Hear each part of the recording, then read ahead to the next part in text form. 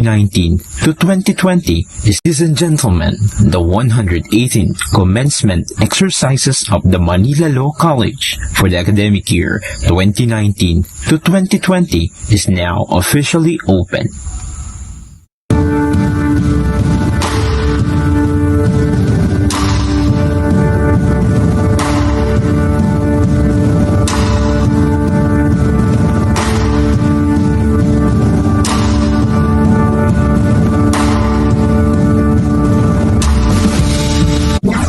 Manila Law College, the journey to excellence of the oldest Filipino law school in the Philippines. Manila Law School traces its origin to the renowned Escuela de Derecho de Manila, which was founded in 1899. It is therefore the country's first Filipino law school. On June 12, 1898, the first Philippine Republic was born with the proclamation of the Philippine independence by President Emilio Aguinaldo in Kawit, Cavite. The new Philippine Republic needed a constitution in order to define its guiding principles and establish the organs of the government. President Emilio Aguinaldo chose a delegate, Don Felipe G. Calderon, to draft the Philippine Constitution.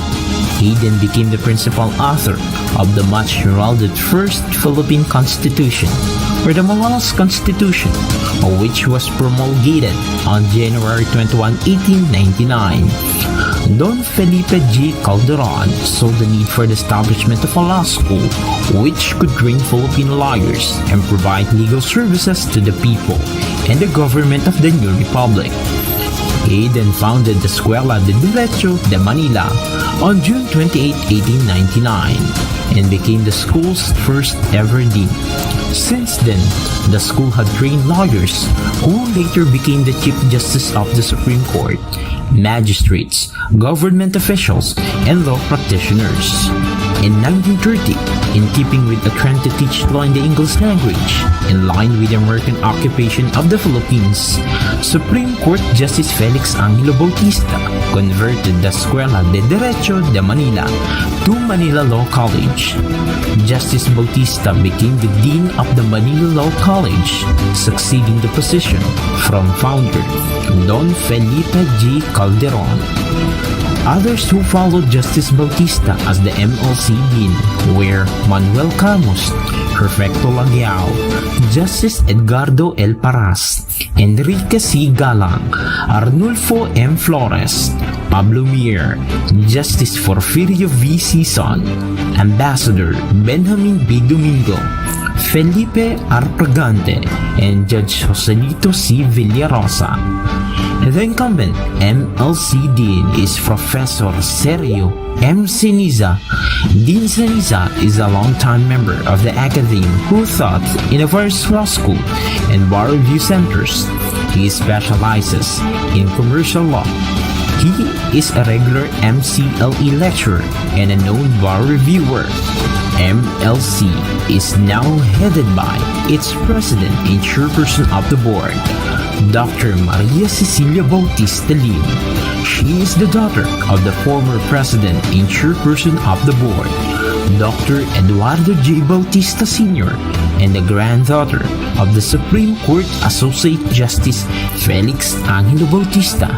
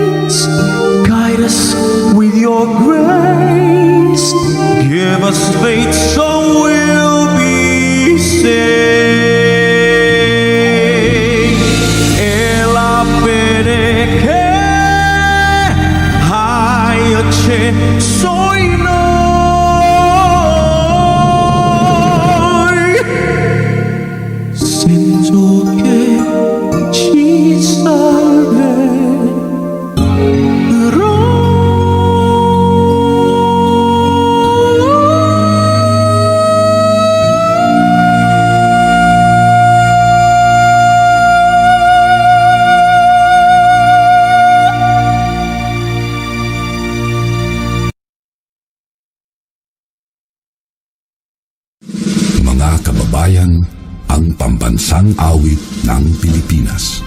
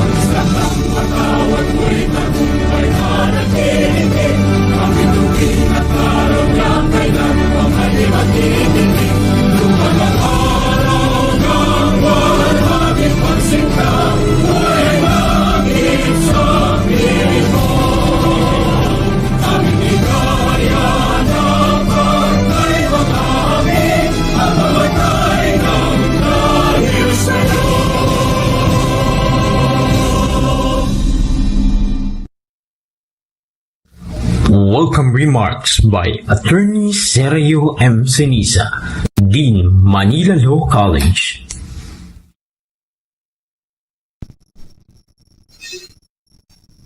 Good afternoon to all of you. On behalf of the Manila Law College Administration, the Corps of Faculty and Staff, I am delighted to welcome you all to the 118 Commencement Exercises of the Manila Law College. Today's academic landscape has been largely shaped by the prevailing global health crisis. Our present circumstances force us to adopt new ways to pursue our quest for academic excellence. Seldom used terms like synchronous and asynchronous classes became familiar terms among professors and students. Online classes, online recitation, online class reporting, and even online examinations became the new normal among law schools. And today, we are witnessing the first ever online commencement exercises in MLC history. Certainly, Don Felipe Calderon, Justice Felix Angelo Bautista, and their illustrious colleagues and successors would never have thought of an online academic instruction, much less a virtual commencement exercises happening in the very institution that they have established and nurtured more than a century ago.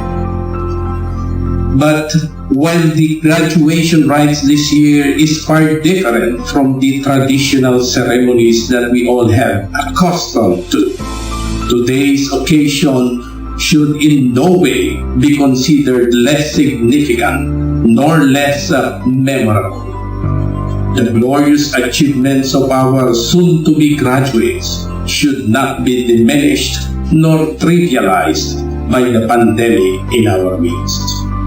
Yes, today's graduation rites is different. It is sui generis.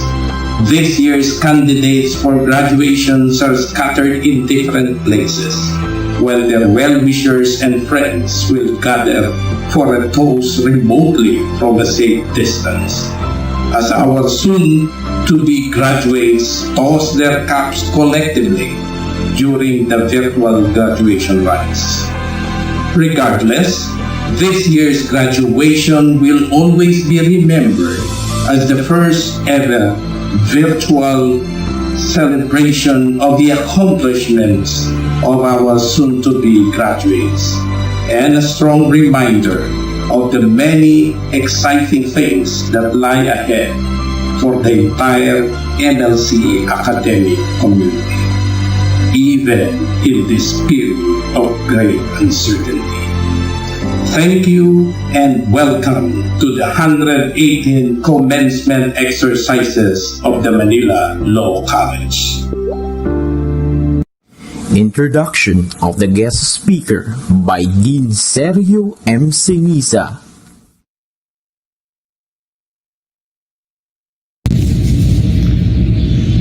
Ladies and gentlemen, it is my distinct privilege to introduce to you our distinguished guest and keynote speaker.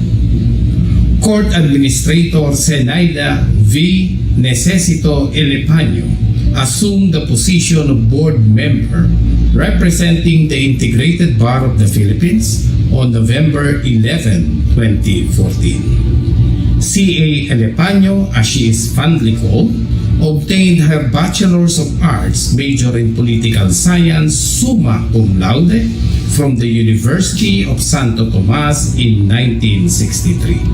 She graduated as the class valedictorian. She then went on to obtain her Bachelor of Laws degree cum laude from the same university in 1967.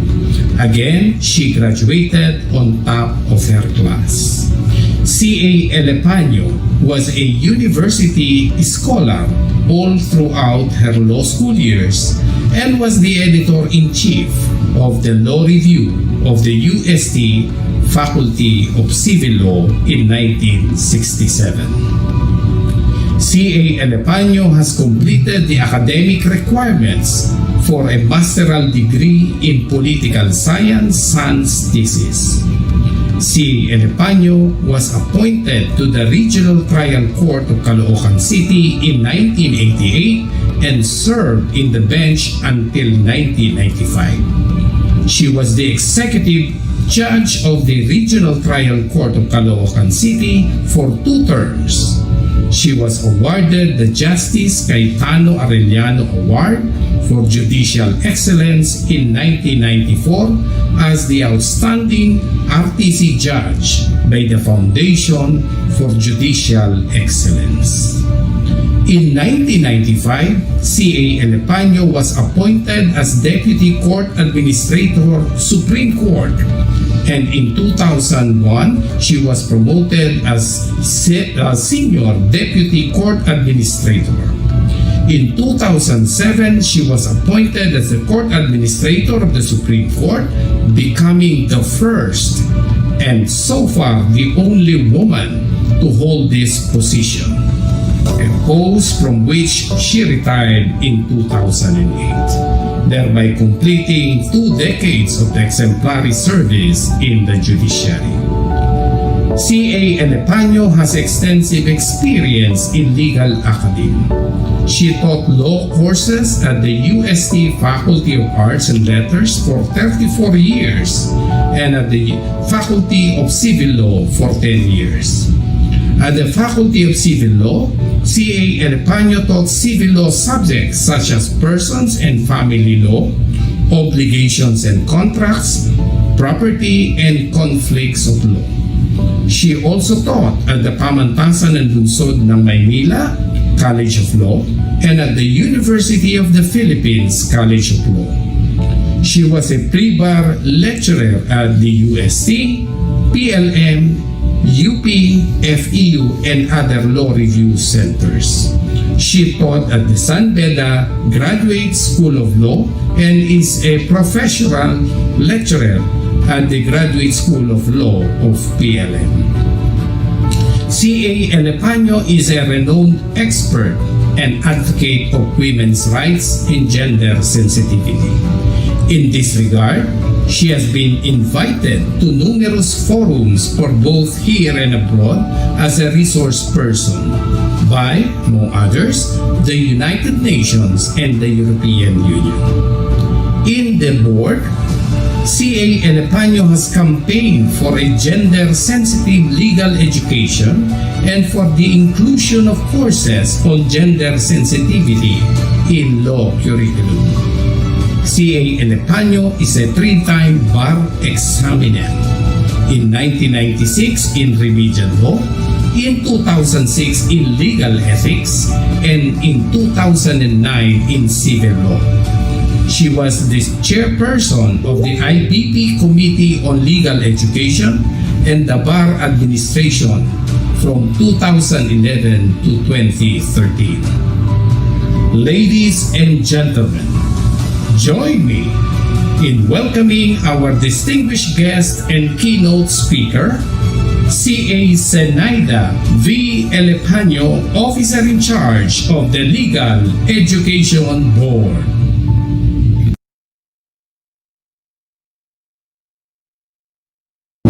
Manila Law College President Dr. Maria Cecilia Bautista Lim, Dean Sergio M.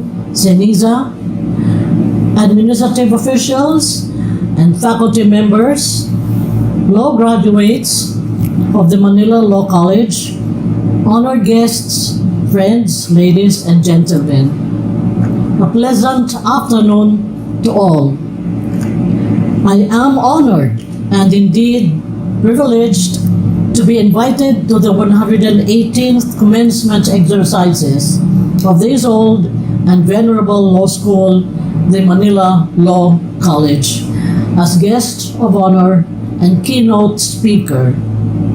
Today is a memorable day for your school, not only because it is the first time that its graduation ceremonies will be held online, but more importantly, because its law graduates will join the ranks of those who have already been conferred the degree not of a bachelor's of law, but the degree of Juris Doctor.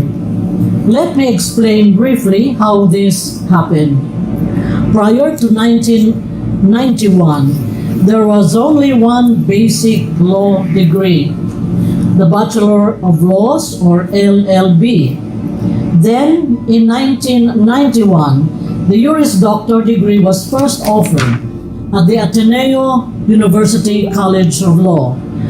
By 2018, there were two basic law degrees existing in the Philippines, the Bachelor of Laws, LLB, and Juris Doctor, JD. Juris Doctor is an enhanced version of Bachelor of Laws. Both titles, however, are graduate degrees because only those who graduate from a 4-year bachelor degree can be admitted to study law.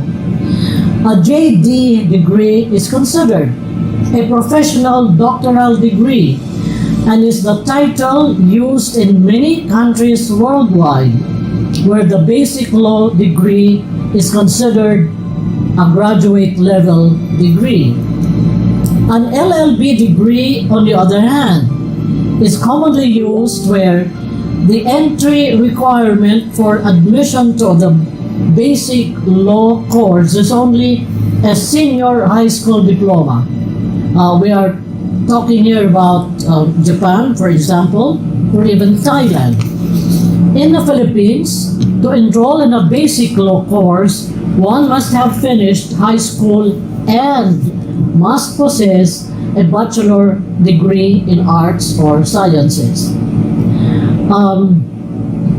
By the way, 2 weeks ago, the Legal Education Board received from the Supreme Court a resolution declaring that college students who earned their bachelor's degree under the expanded tertiary education equivalency and accreditation program as implemented by the Commission on Higher Education, or CHED, are considered to possess the pre-law requirement under the rules of court as amended by Bar Matter number 1153 as eligible for admission to the Bachelor of Laws or Juris Doctor programs.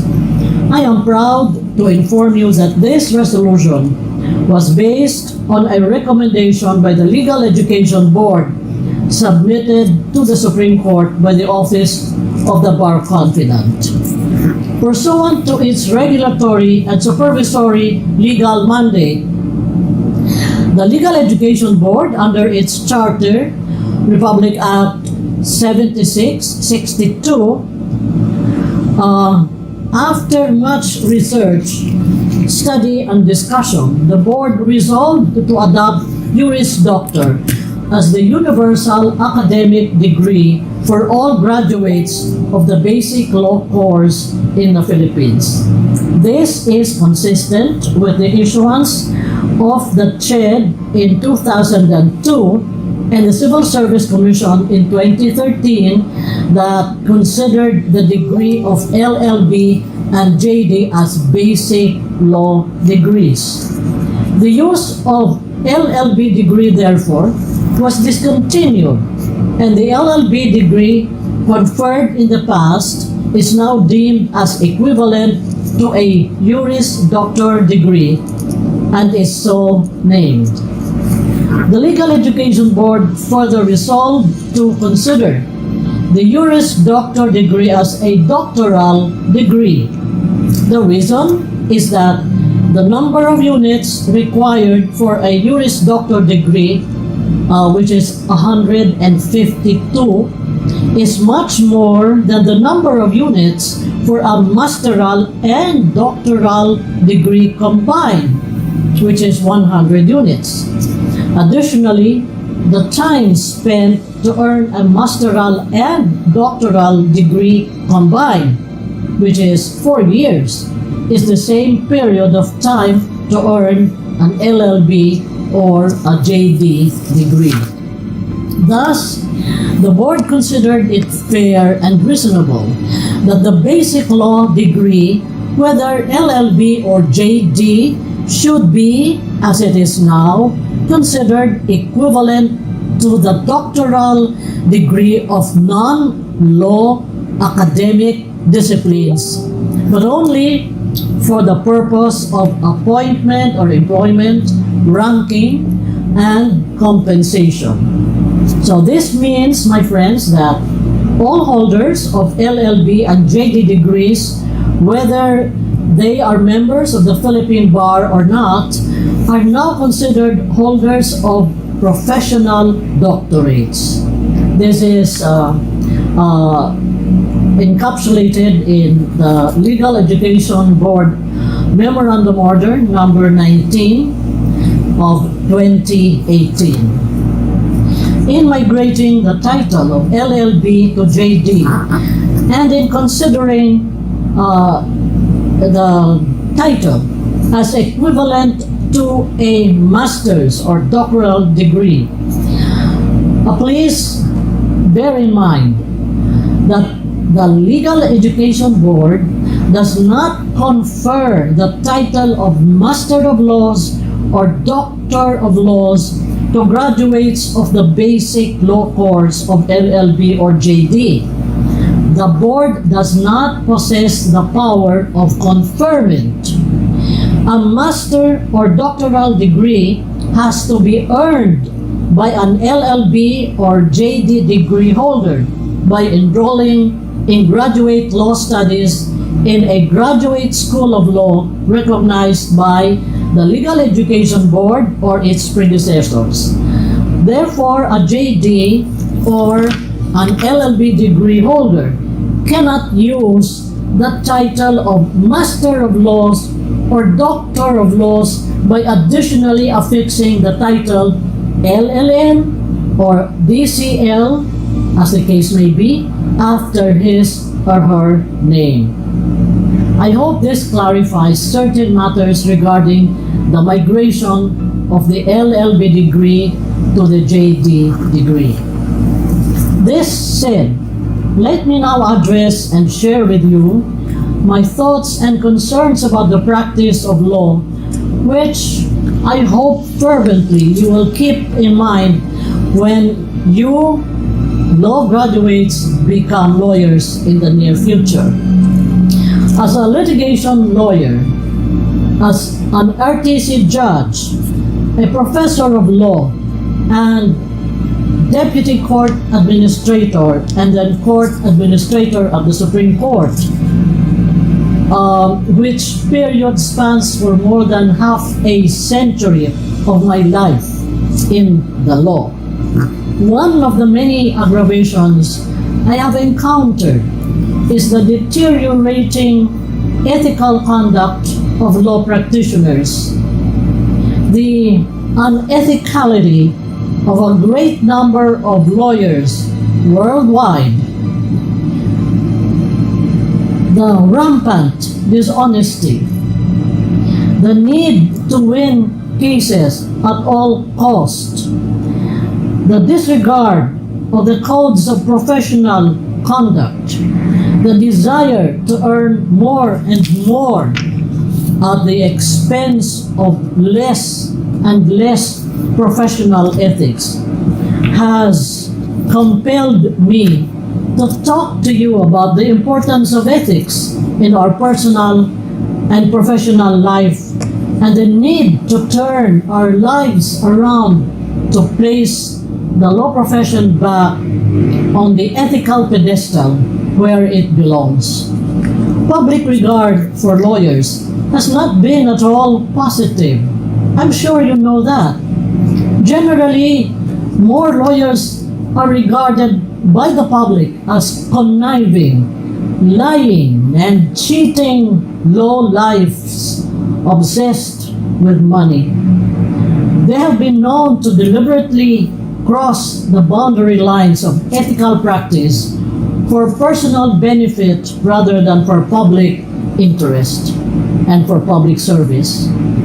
This perceived unethicality of the law profession has led even the Yale Dean Anthony Kronman, Dean of the Yale Law School, to sadly observe that the law profession is in danger of losing its soul. This cannot be more true than now, when life, as we see it, has become more competitive and transactional in this age of commercialism and materialism. Lawyers today are faced with greater pressure to decide what to do when confronted with ethical dilemmas. Regrettably, many of these decisions are made at the expense, again, of our long-held moral and ethical values. This sorry state of our values has something to do with how societies and men have grown and developed. Today, man considers himself as the central figure of the universe, a throwback to the ancient Ptolemaic theory of centrism, or the Greek pre-Socratic Gorgian philosophy of solipsism, which considers man as the center of all things.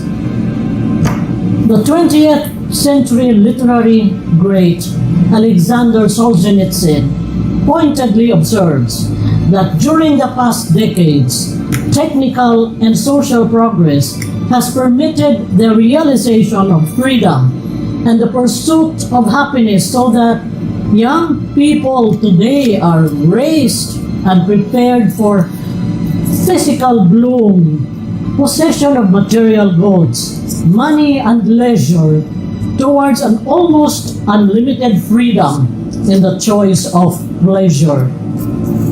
The author Edward John Carnell, in his book An Introduction to Christian Apologetics, begins his chapter on ethics with these words, and I quote, "If it has not been evident to men before that we must be guided in our social life by universal and necessary ethical rules, it is certainly clear today.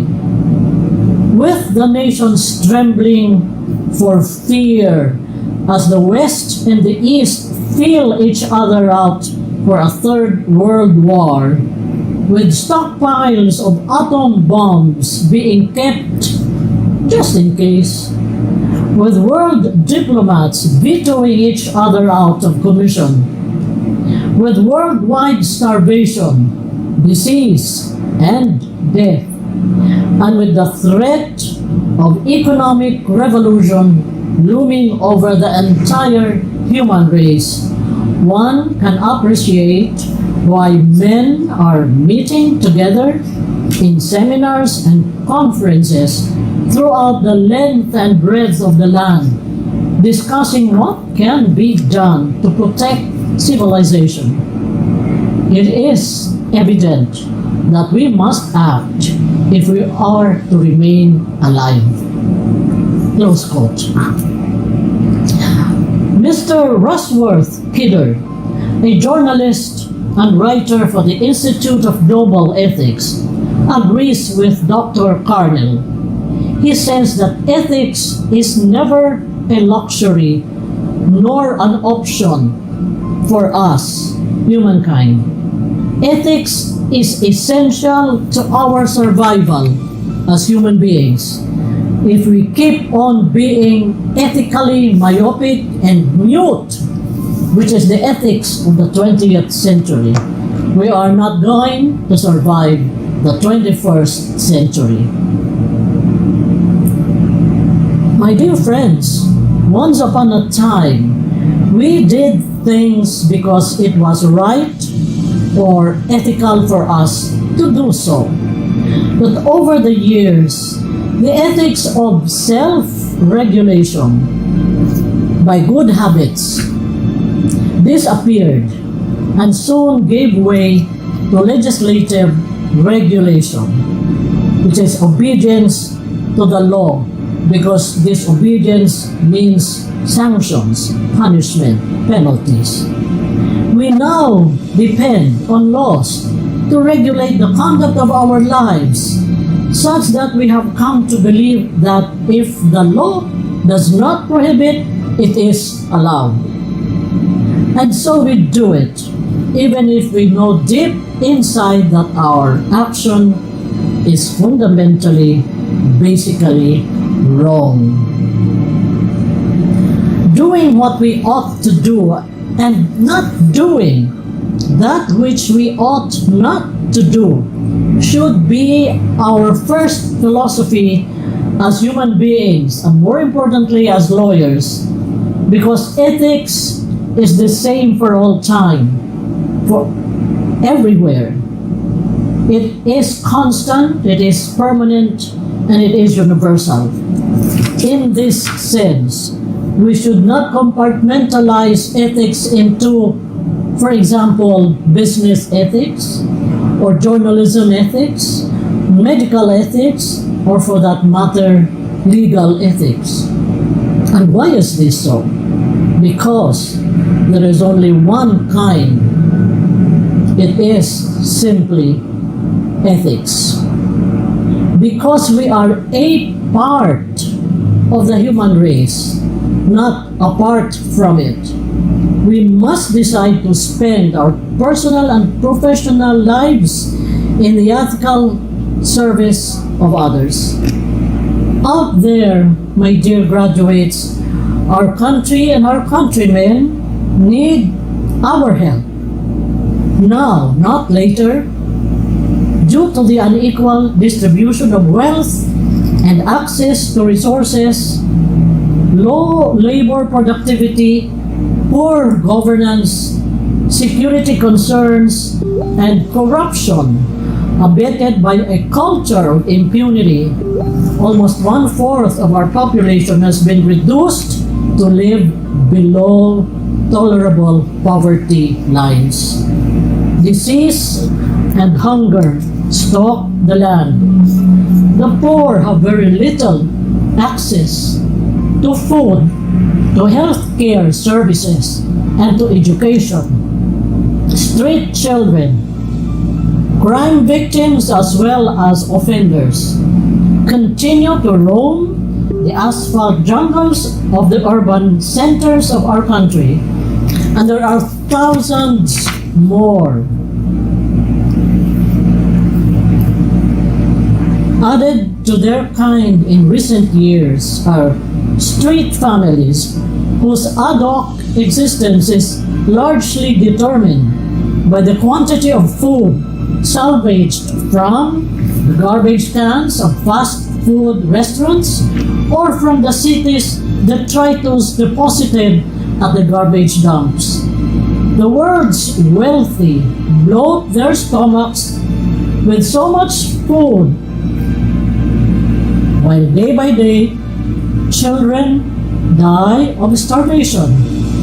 And so I ask you this inconvenient question. Is it not a stupid world of plenty that allows a child to die for lack of food in her belly? We cannot just bury our heads in the sand and ignore what is happening around us. Every day, everywhere, moral problems crawl out of the woodwork. Problems of such magnitude recurring with awesome regularity that we now consider as new normal because they are present in us, with us, about us, every day of our lives. Should not this situation force us to ask ourselves if we have totally lost our sense of outrage, if we have developed moral blind spots to all the evil, to all the wrongness that is happening right before our eyes? All of us, lawyers and non-lawyers alike, students and lovers of the law, all of us must accept this moral responsibility for others that is inherent in our human nature, to do what is right, to truly care for others, and to serve our fellow men. This is our first and foremost responsibility as lawyers, as human beings. If we cannot even do this, my friends, we are doomed to extinction. Please keep this in mind. To the law graduates of this school, I bring you the warm, congratulatory greetings from the Legal Education Board. You have just completed the first phase of the never-ending study of law. You are now on the verge of becoming lawyers. I have no doubt at all that you will become good lawyers, for your school has ensured that your regimen of learning law is infused with the core values of love of God and country and of upholding the rule of law. This is what real education entails, the development of both mind, body, and spirit. And this has been provided you by your school. But you must also bear in mind that this is not yet the journey's end, for there will be more challenges to face as you pursue and realize your dream to become lawyers, good, ethical lawyers. You will overcome these aggravations with your knowledge of the law coupled with a strong moral and spiritual foundation. We live in uncertain and dangerous times today, times that try our souls. You may even have wondered what your future will be as law practitioners. Well, let me tell you that more than half a century ago, as a law graduate student like you, I stepped out of school seeking to conquer the world, armed with nothing except the bravado, the vision, and the idealism of the youth. But like the orphan Pollyanna, I had this vision of a world that was full of sweetness and goodness and light. But the realities of time, person, and circumstance have a habit of trumping ideals, visions, and noble intentions.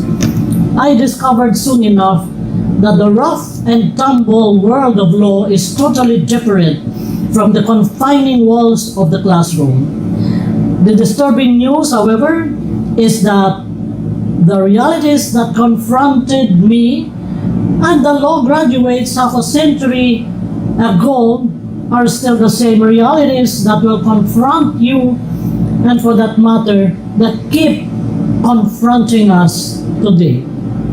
We live in a dystopian world of bad governance, of social and economic disparities, of unmitigated biases and prejudices, and of unmitigated hypocrisy and injustice. We live in a world of wars and famine and disease. Sadly enough, contemporary societies, for reasons of convenience, for sheer ignorance, and worse, indifference, seem to have resigned themselves to accept these star realities as an inevitable part of human existence. But very little has been done to ameliorate this human condition, which is now distressingly accepted as the new normal. How then does a fresh law graduate cope with these realities and still maintain equilibrium and sanity? How does a law graduate remain true to his or her own ideals in service to God and country? Is a paradigm shift in one's priorities the answer? Well, these are questions to which you will have to find answers for yourselves, for your own survival. Some years ago, the Irish poet Brendan Kennelly, in his epic poem, The Book of Judas, said, and I quote, "If you want to serve the age, betray it." Let me repeat. If you want to serve the age, betray it. No, Kennedy was not talking about treason by using the word betray. I take it to mean that if you want to serve your country in your own time, in your own age, you have to betray it. Certainly not by treasonous or seditious acts, but by illuminative reform. Endeavor, therefore, in your own little way, to raise public awareness about your country's, about our country's psyche. Do not be afraid to expose its weaknesses and its frailties. Do not be afraid to speak out against its pretensions and superficialities, its delusions, deceits, and even its harsher truths. Recover your voice, your sense of outrage. As future lawyers of this land, speak for the voiceless. Speak out against inequity and injustice. Fight ignorance with truth. Be responsible for societies forgotten and marginalized, for truly you are your brother's keeper. Be a human being, first and foremost, before being a lawyer. People who care for others are the ones who matter most in this broken world of ours. My dear graduates, whatever your future will be, if you truly love God and country and commit yourself to serve God and country, help actualize this reformative betrayal, and hope and pray to the good Lord that you and the thousands of others like you, by God's grace, succeed. Again, congratulations, and may God bless us all.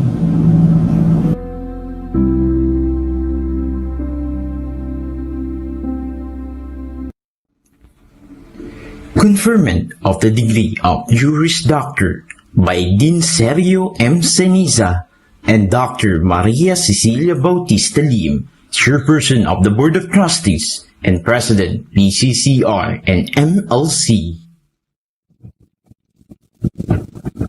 Madam President, I have the honor to present the 47 candidates for graduation for the degree of Juris Doctor. These candidates have been deliberated on by the Academic Council, and after it was confirmed that they have satisfactorily complied with the prescribed program of study by the Legal Education Board and have satisfactorily fulfilled all requirements of the degree of Juris Doctor, I therefore petition that these candidates be conferred their degree of Juris Doctor with all the rights, the honor, privileges, as well as the obligation and responsibilities appertaining thereto.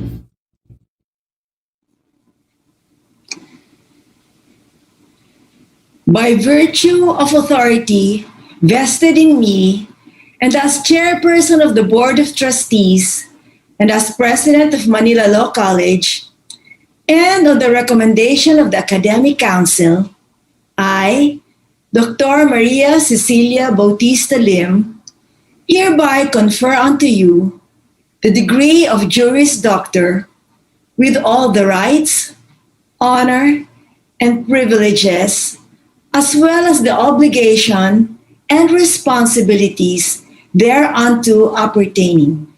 Congratulations.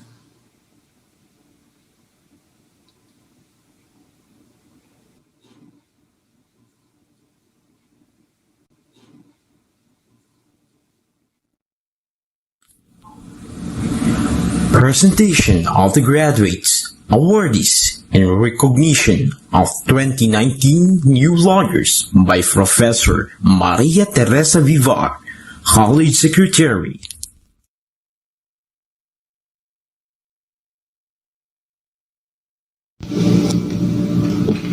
Presentations of the graduates for the degree of Juris Doctor as of March 2020.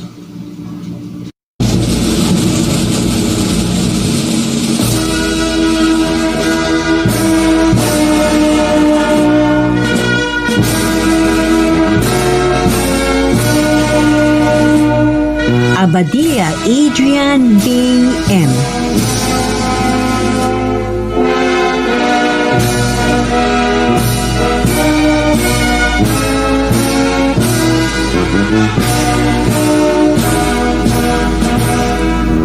Abarca William L.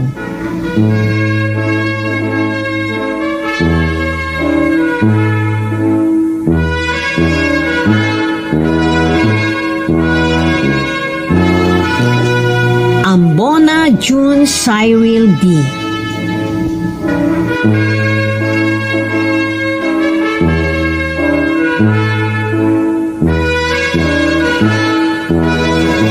Antigua Michael S.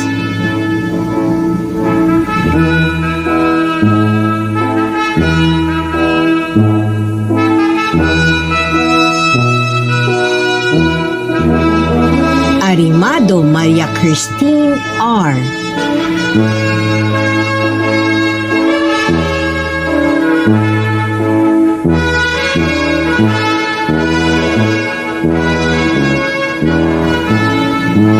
Asuncion Daryl Gale A.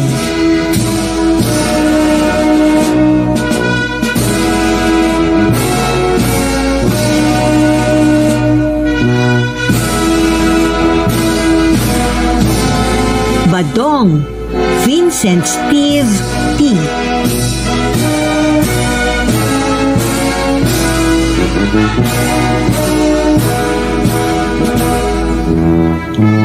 Baltasar Renjumar C.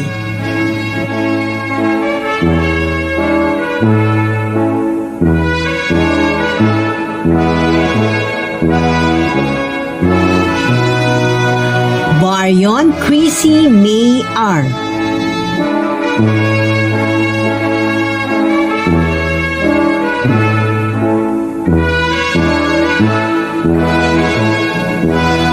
Bular Eugene C.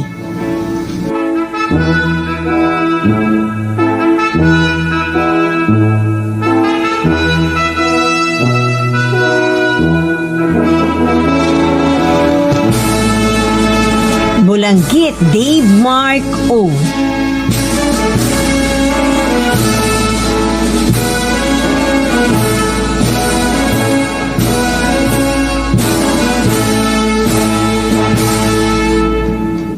Catral Beatriz Angela L.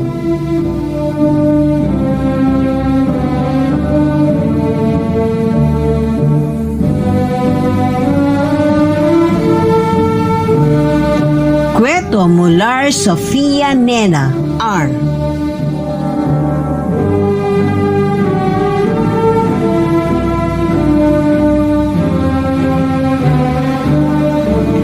Costudio Almond Noel A.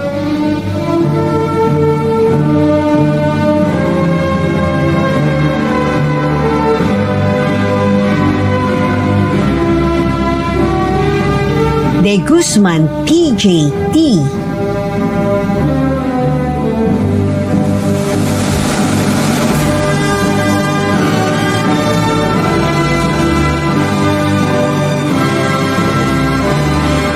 Derla Annabel L.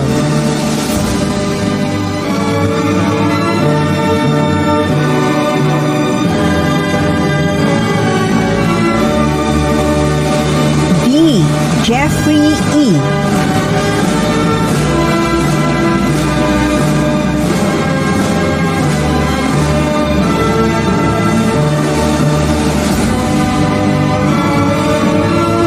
Elardo Jasmine C.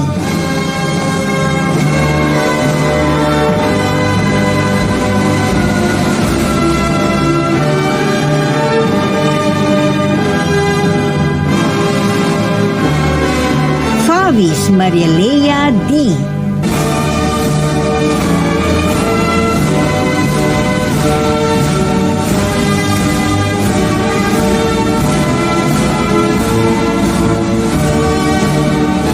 Galambao Mary Sheen F.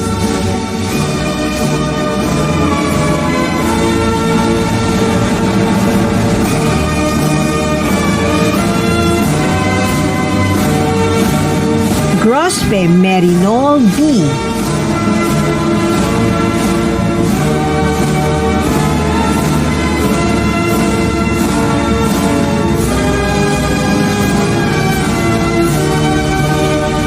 Guerrero Shailalin G.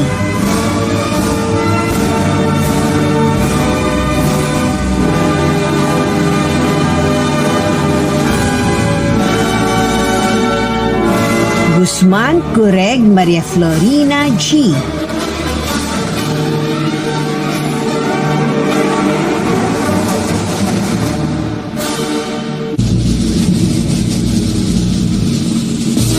Hernandez Leomar B.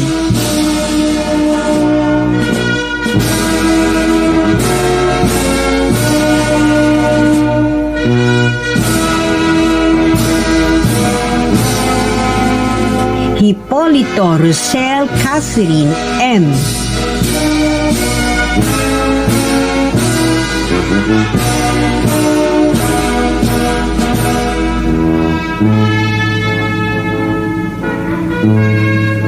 Lozano John Lawrence C.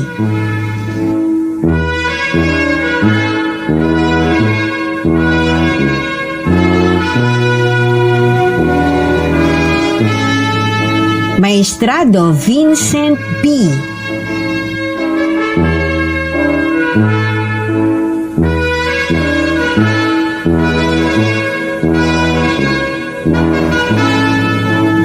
Matienzo Shander A.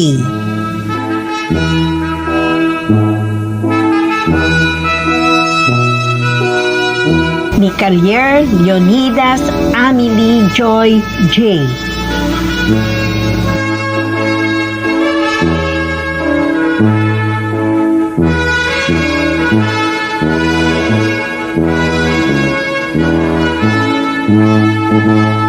Moran Catherine Joy C.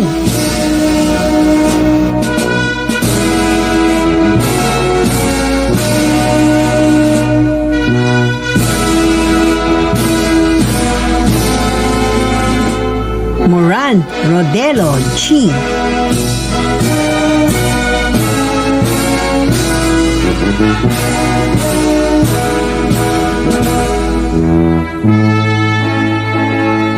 Orbeta Marivic M.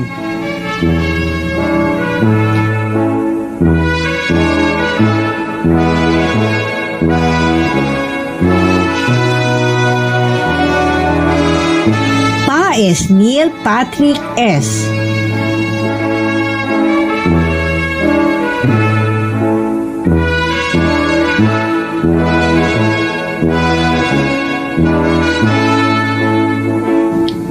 Pardilla Marites R.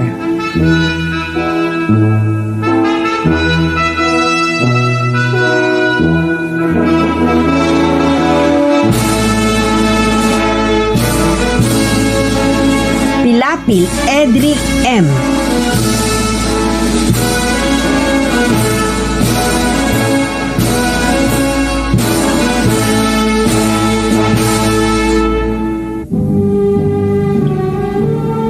Gesmundo Rosas Mona Lisa M.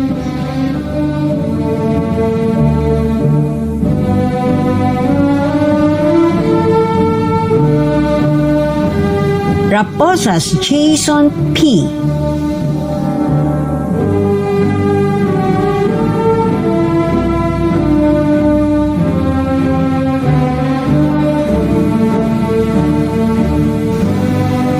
Robles Elizabeth L.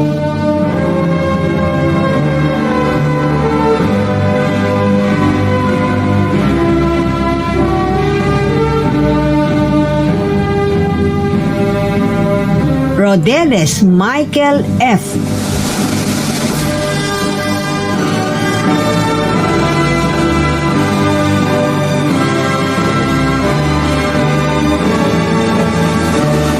Saldon Serjun N.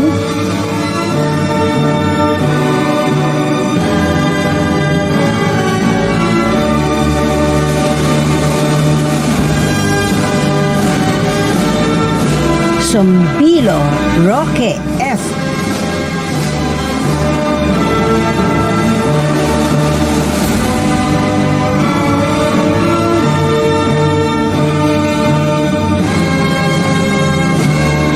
Sulce Jocelyn E.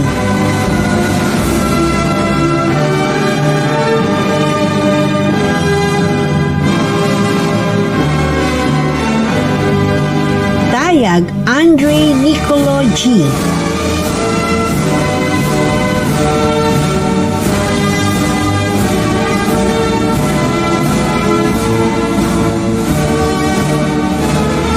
Dozara Abel P.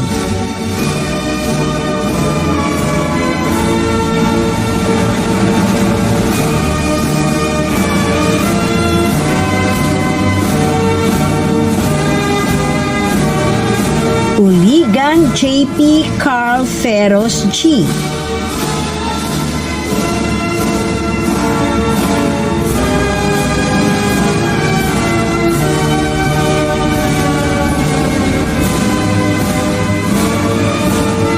Uy Benifil Sheena C.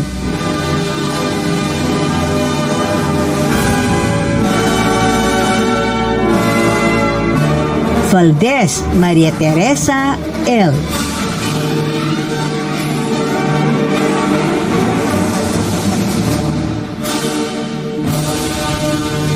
Congratulations.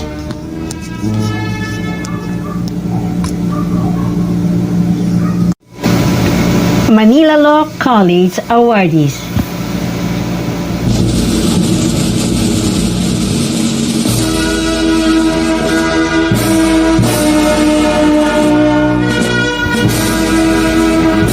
John Lawrence C. Lozano, Loyalty Awardee.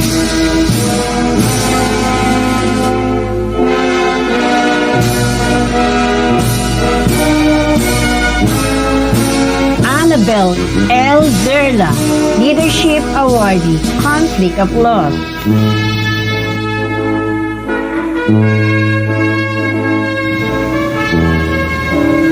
Sofia Nena Cueto Mular, Leadership Awardee, Bar Operation 2018-2019. William L. Abarca, Leadership Awardee, Bar Operation 2018-2019. Rodelo G. Maran, Leadership Awardee, President Student Council 2019-2020, Bar Operation 2018-2019.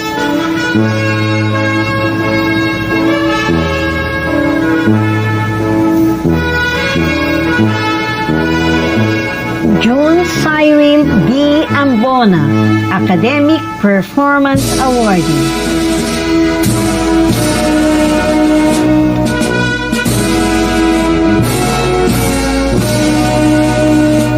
Michael S. Antiga, Academic Performance Awardee.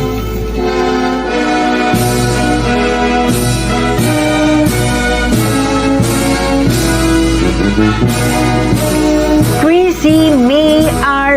Barrion, Academic Performance Awardee.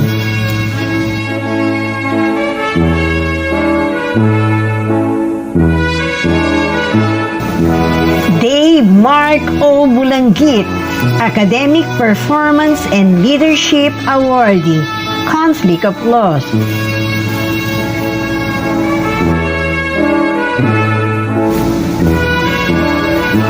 Jeffrey Egaman D., Academic Performance Awardee.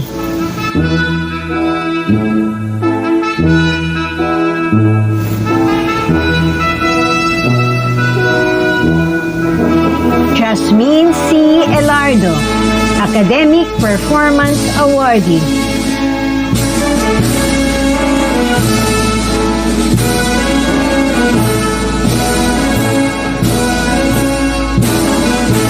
Merinon B. Grospe, Academic Performance Awardee.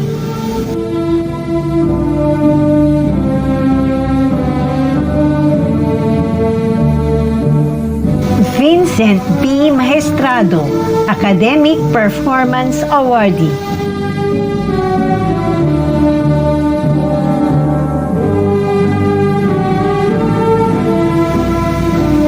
Amelie Joy J. Micalier Leonidas, Academic Performance Awardee.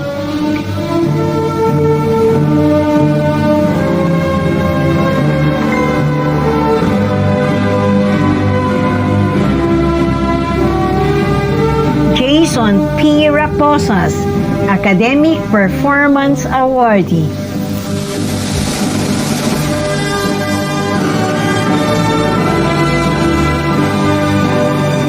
Roque F. Sombilon, Academic Performance Awardee.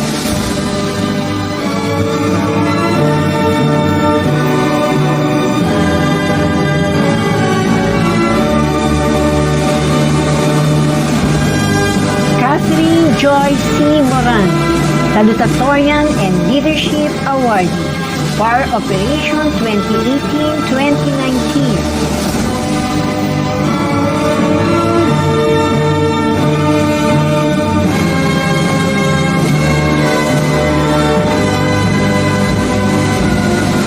Renjumar C. Baltazar, Valedictorian and Loyalty Awardee.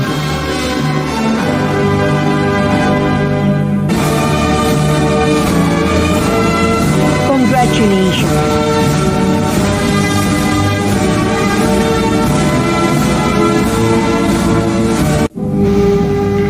Recognitions of New Lawyers of 2019.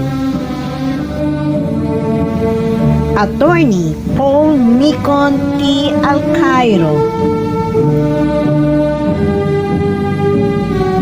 Attorney John D. Ison. Attorney Gerald David G. Flores.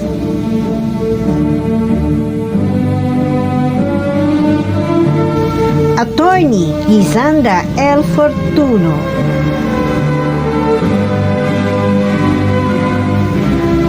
Attorney Ronil Rosilio. Attorney Alfredo S. Tayao Jr.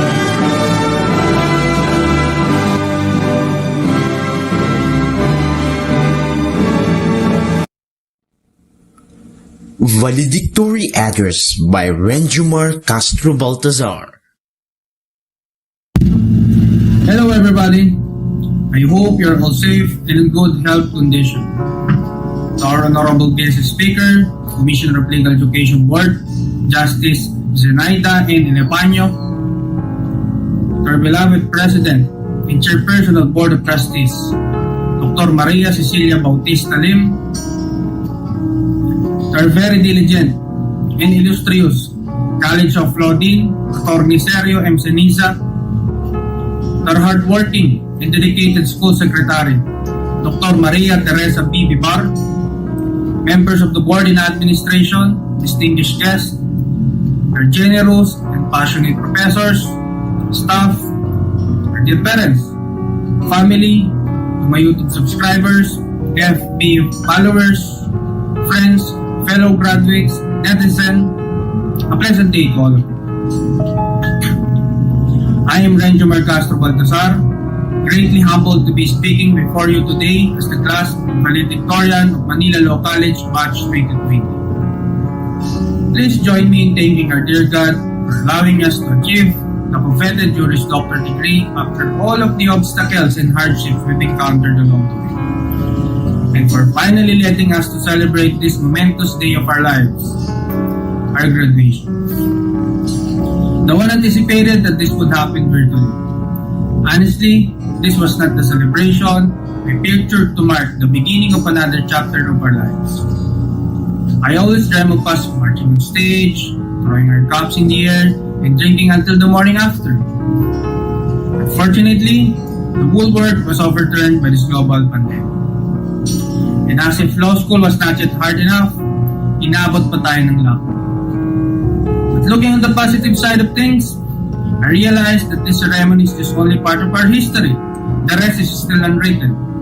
Perhaps this pandemic made our journey to achieve the ambitious dot on our ATTY even more extraordinary.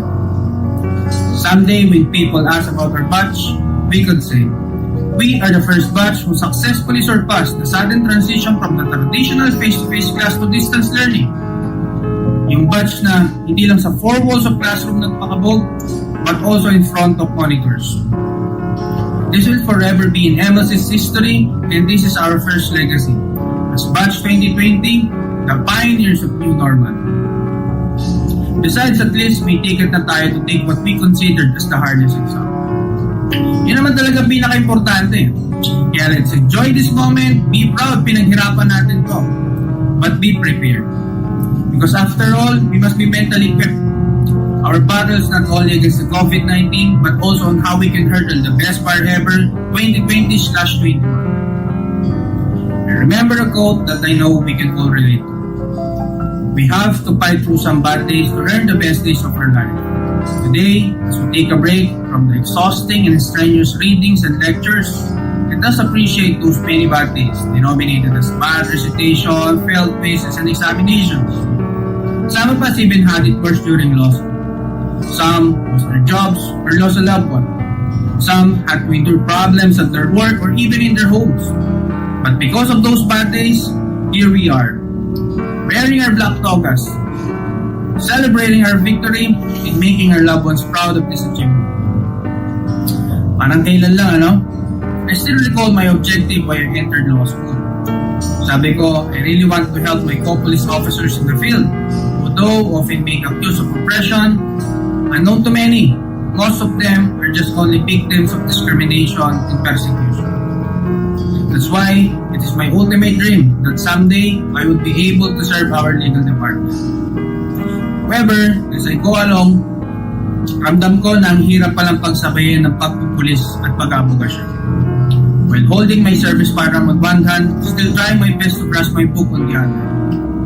Nevertheless, I endeavored to withstand all those difficulties, which is probably attributable to my principle in life.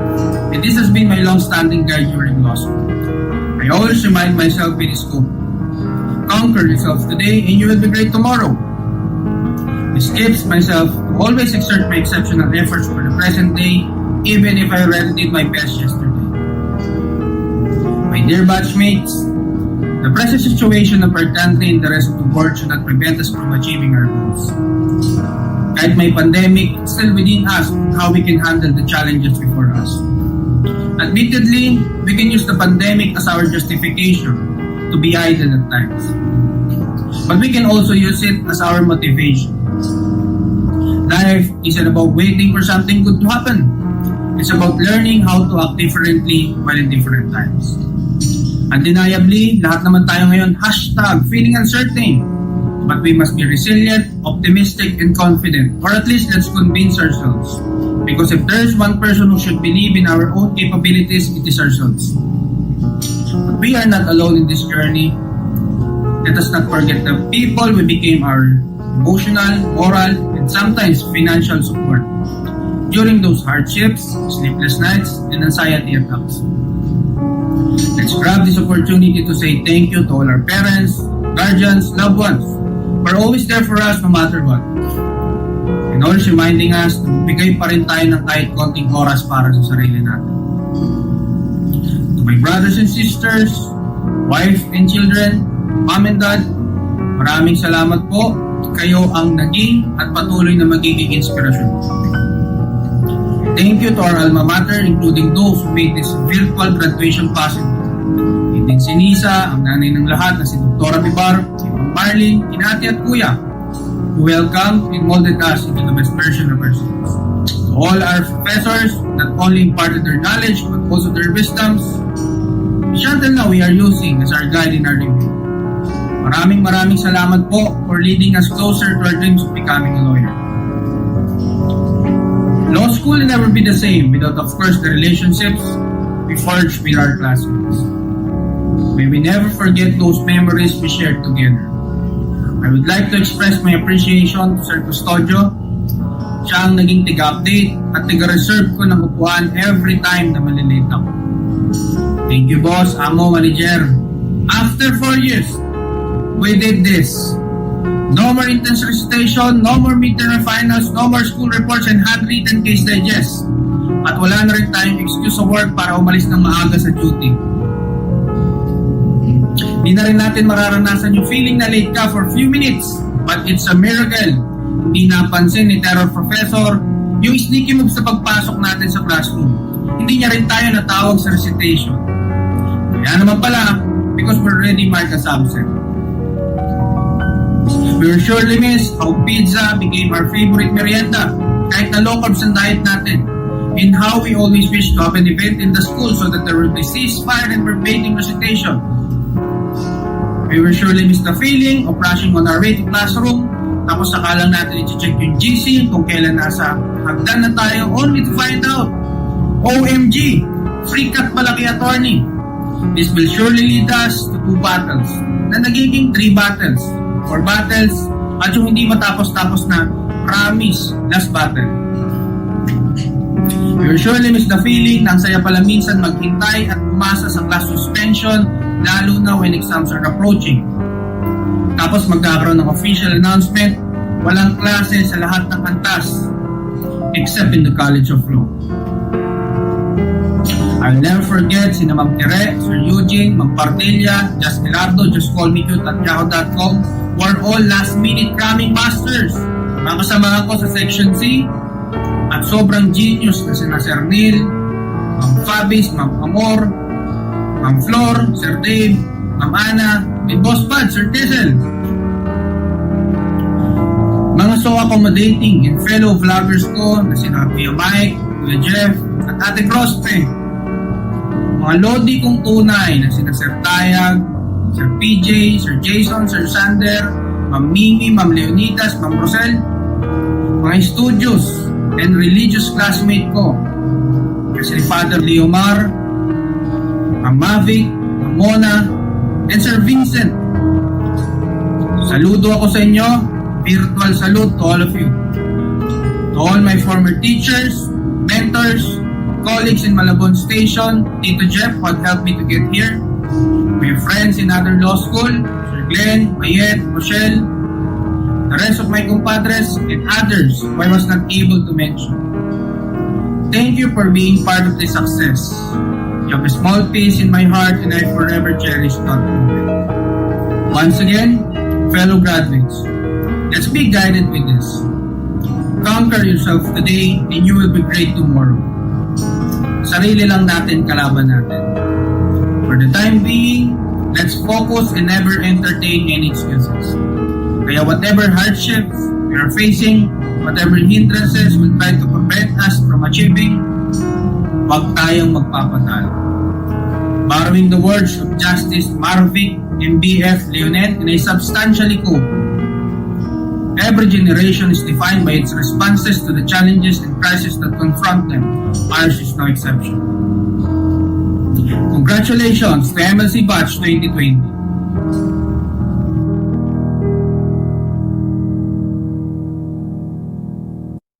The President Message by Dr. Maria Cecilia Bautista Lim. Our guest of honor, Justice Zenaida N. Elepaño, Officer in Charge, Legal Education Board, Attorney Sergio M. Ceniza, Dean, Manila Law College, the Board of Trustees of Manila Law College, Mr. Karim Bangcola, Executive Vice President, the Philippine College of Criminology, Dr. Diosdado Amante, Vice President for Academic Affairs, PCCR, Professor Kiara L. Datu, Vice President for Administration, PCCR, administration officials, faculty, members, and graduates, parents, ladies and gentlemen.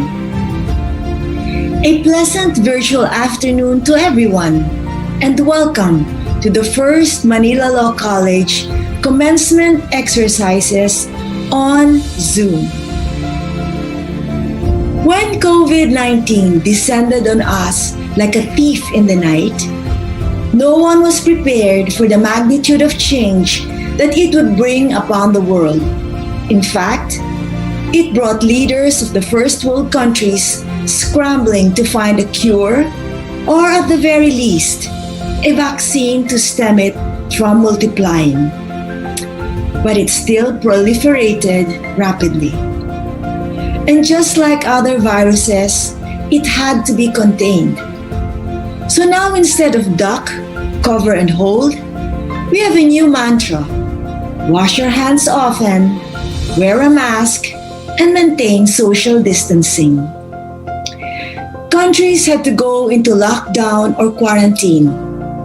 Strict health protocols were put in place. For some time, cities became ghost towns. The new terminologies emerged like PPEs, contact tracing, antibody rapid test, antigen swab test, and the gold standard RT-PCR testing. People became glued to their TV screens, not for the teleseries, but to monitor the latest DOH count of those infected, recovered, and those who had died. And every day, the numbers do not present an optimistic picture. We hear of businesses closing shop, of people losing their jobs and livelihoods.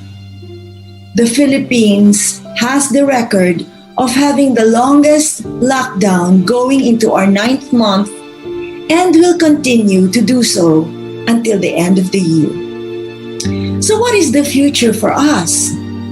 How will MLC navigate the new normal?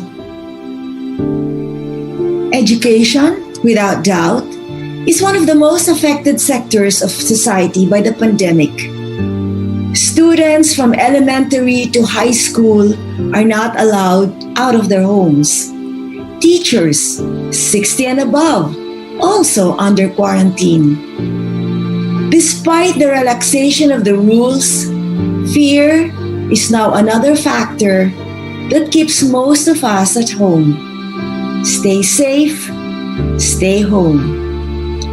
Most parents work from home, but they also had to learn fast how to cope as teachers for the distant learning or modular learning lessons of their children. During scheduled class hours, they have to sit in with every online lesson to ensure that their children are doing their studies and not surfing the web or playing games.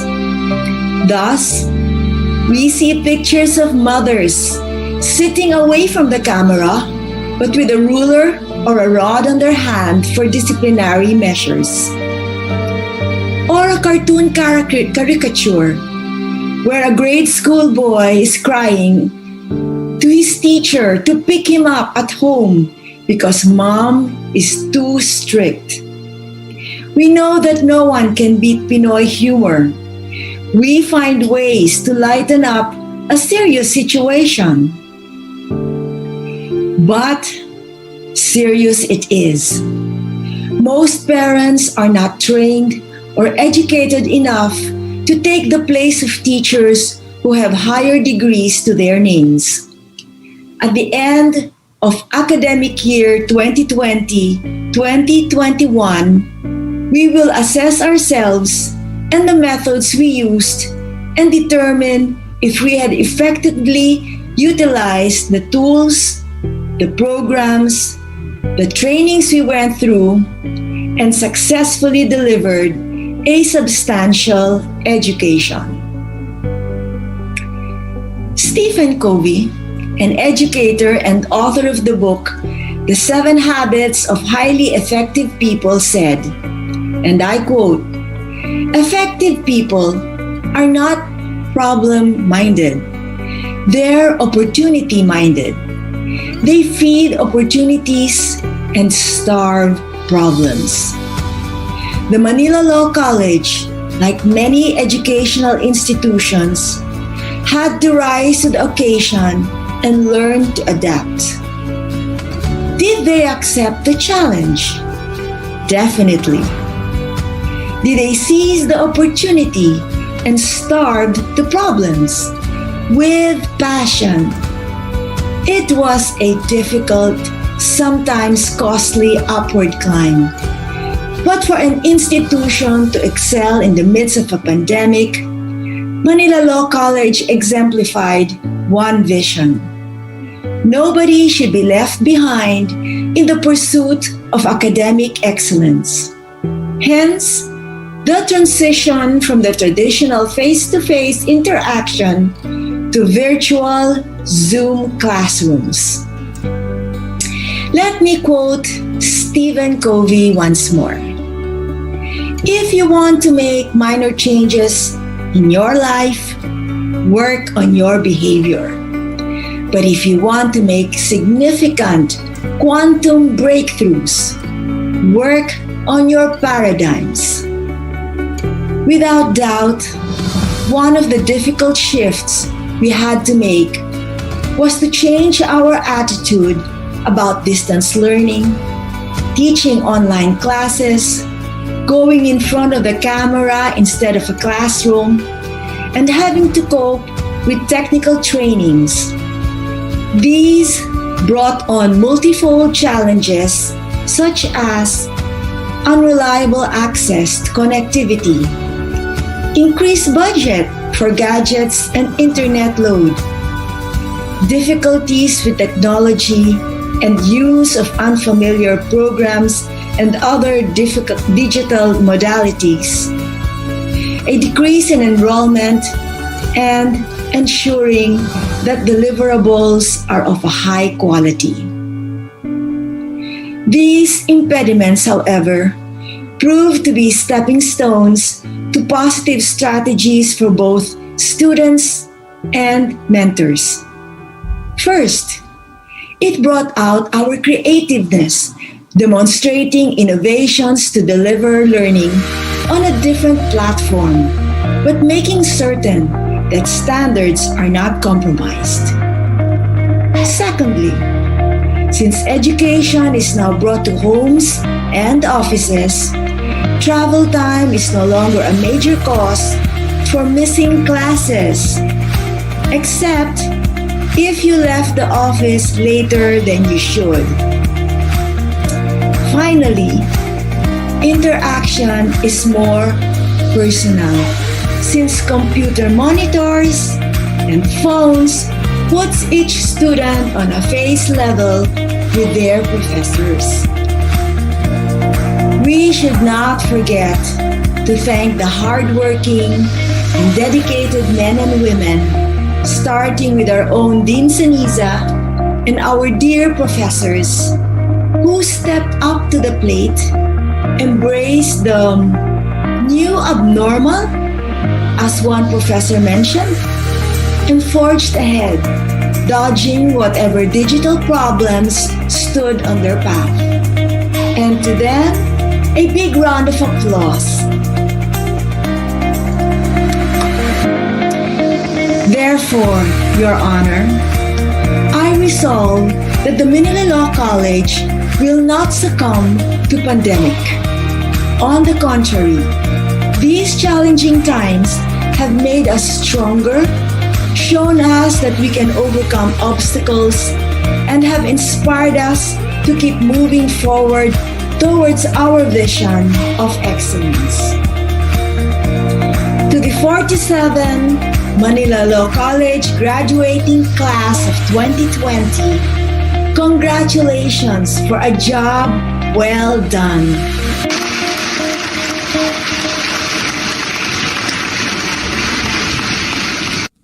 Pledge of Loyalty to be led by Catherine Joyce C. Moran, Class Salutatorian.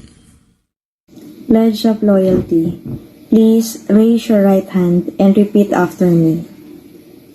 We, graduates of Manila Law College, We, graduates of Manila Law College, do solemnly pledge do solemnly pledge our true faith and abiding loyalty our true faith and abiding loyalty to our alma mater, the Manila Law College, to our alma mater, the Manila Law College, that we shall do our utmost to uphold its good name that we shall do our utmost to uphold its good name and to promote its tenets and principles and to promote its tenets and principles in the pursuit of its mission and vision, in the pursuit of its mission and vision, to extend to our alma mater to extend to our alma mater our full assistance our full assistance, and to adhere to sound ethical principles and to adhere to sound ethical principles and fair play in the practice of our profession, and fair play in the practice of our profession, and in our dealings with our fellow men. and in our dealings with our fellow men. So help us God. Induction of new members into the MLC Alumni Association by Attorney Nancy Arjada Villanueva. Please raise your right hand and repeat after me.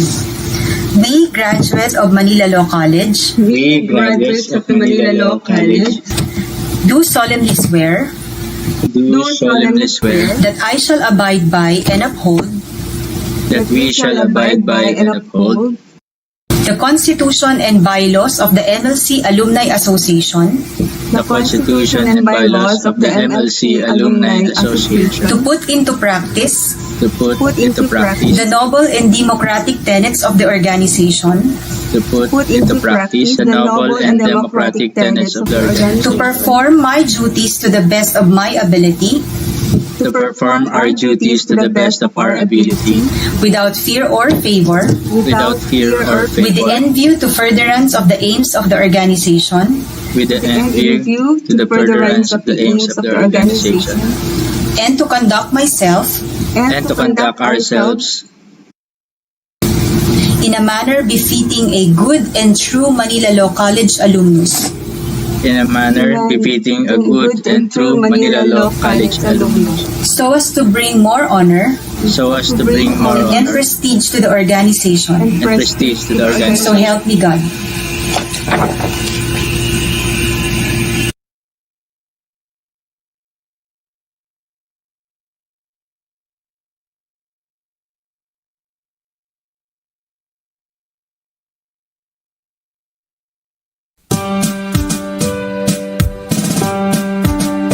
I'm the world's greatest.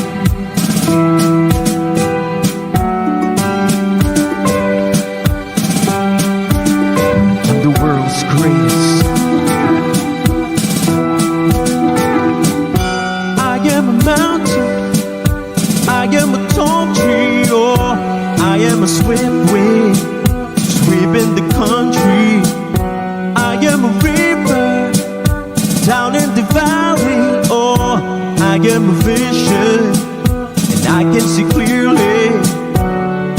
If anybody asks you who I am, Just stand up tall, look him in the face and say,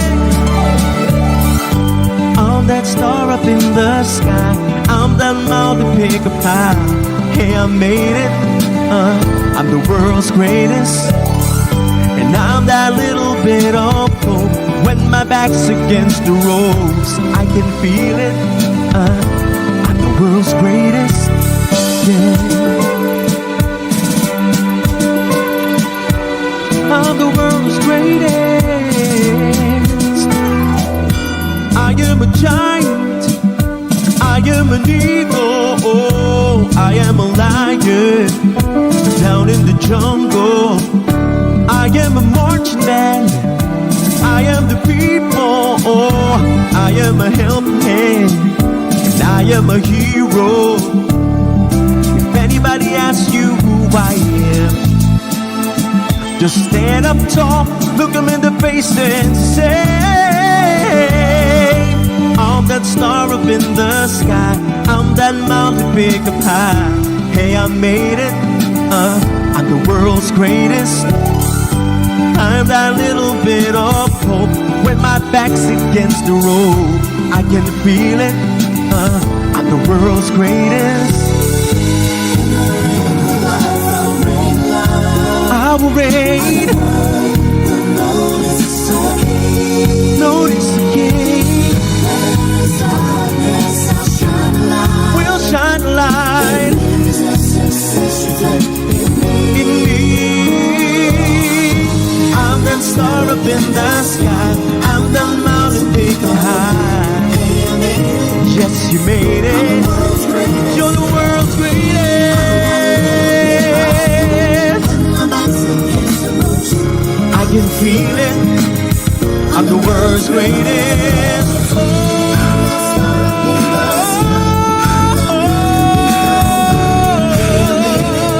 yeah. I'm the world's greatest. You're the world's greatest. When my back's against the ropes, I can feel it. You can feel it. You're the world's greatest.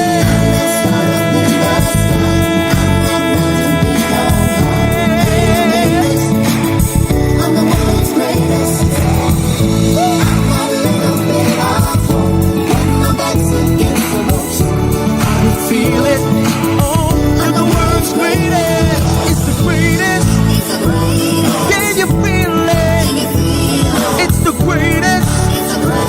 Can you feel it? And I saw the light at the end of the tunnel. Believe it upon a goal at the end of the rainbow. And faith was right there to pull me through, yeah. Just to be locked on. Now I can just walk